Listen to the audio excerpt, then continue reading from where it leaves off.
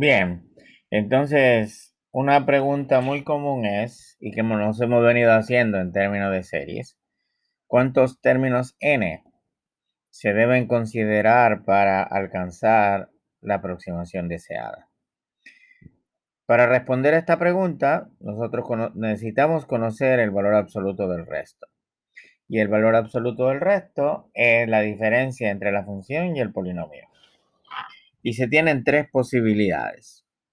Si usted tiene una calculadora gráfica o computadora, se puede usar la gráfica de Rn sub x para estimar el error. Si la serie es alternada, puede usar el criterio de una serie alternada. Y si todos los casos en todos los casos se puede usar la desigualdad de Taylor que establece que la derivada de orden n más 1, ¿ok?, en x es menor o igual que m. Entonces, bajo esa consideración, pues del resto, podemos decir que está acotado por m sobre n más 1 factorial por x menos a elevado a la n más 1. ¿Ok? Entonces, esta es la forma de poder calcular el error. Y obviamente, si yo quiero saber el número de términos, como yo conozco a, voy a conocer un valor para el intervalo que contiene a. El m lo puedo determinar usando la derivada de orden n más 1. Y por ende, pues, por trial and error, si es que la ecuación no lineal no es simple, pues se puede determinar el valor de n. ¿Ok? Ejemplo.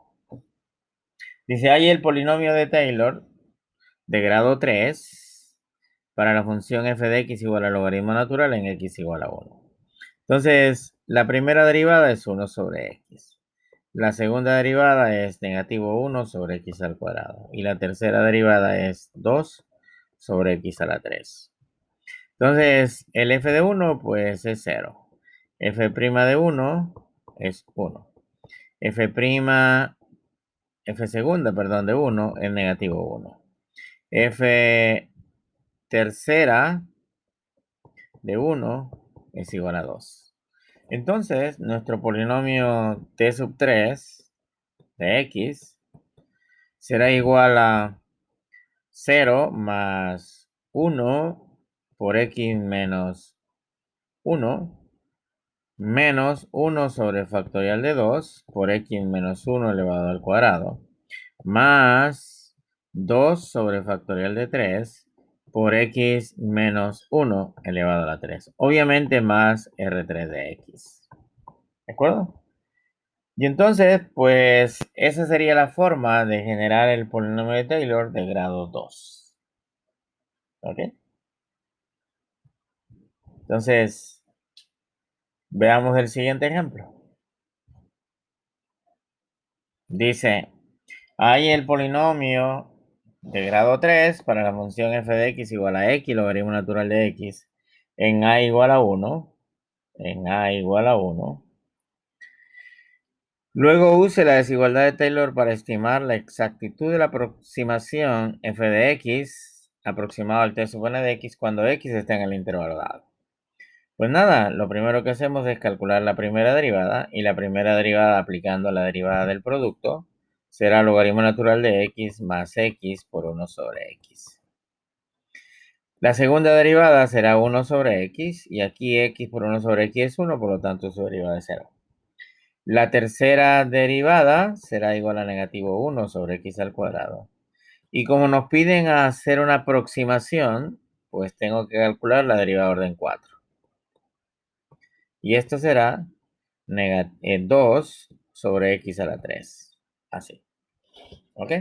Ahora evaluamos, pues, lo que tenemos entonces es que f de 1 va a ser 0. F' de 1 va a ser 0 también, ¿verdad?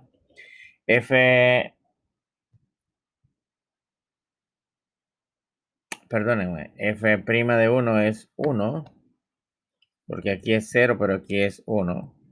F segunda de 1 es 1.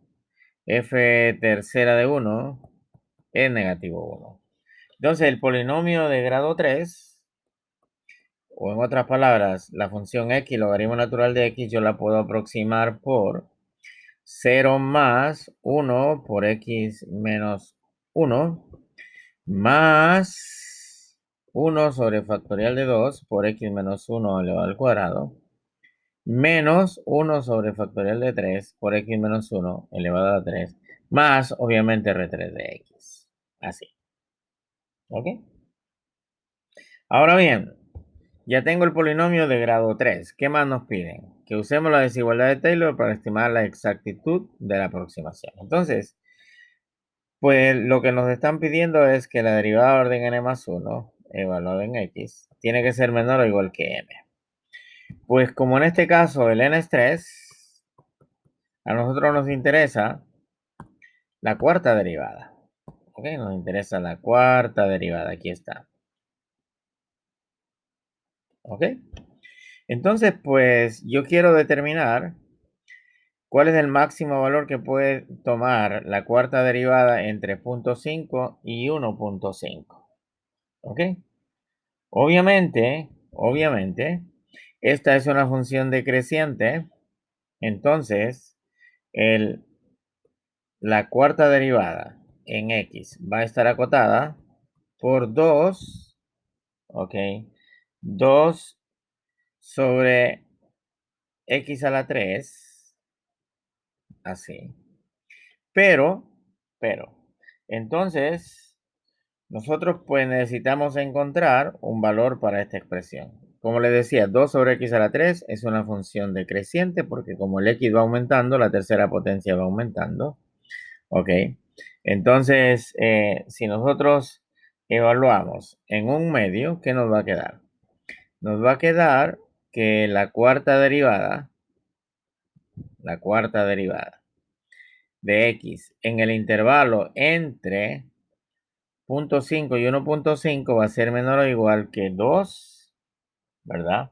Sobre un medio elevado a la 3. Y esto es 16. Entonces, esto va a ser nuestro m grande. ¿Ok? Eso va a ser nuestro m grande.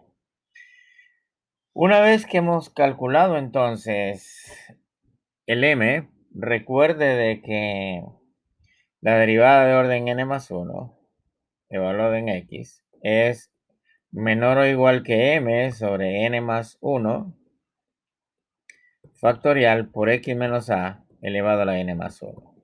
Me voy a detener allí y luego entonces continúo con este ejemplo.